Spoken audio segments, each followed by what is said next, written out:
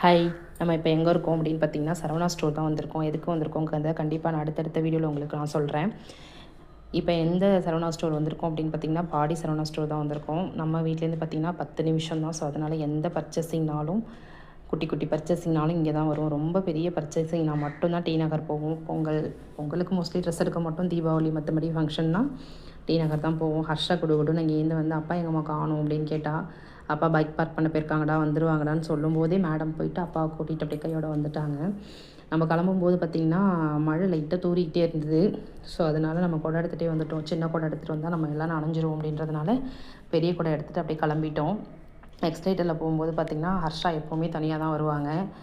ஏன் வராங்கன்னு எனக்கே தெரில. ஆனால் அதனால் பக்கத்தில் இருக்கிற எக்ஸ்டைட்டர் நான் அதில் வரமா அப்படின்னு சொன்னால் அதெல்லாம் வரக்கூடாது, எங்கள் கூடயே வான்னு சொல்லும்போதே வரமாட்டேன்ட்டு தனியாக தான் வந்தா.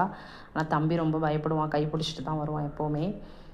அப்படியே போயிட்டு நம்ம ஃபஸ்ட் ஃப்ளோர் தான் பர்ச்சேசிங். ஸோ அதனால் முடிச்சுட்டு அப்படியே கிளம்பிடுவோம்.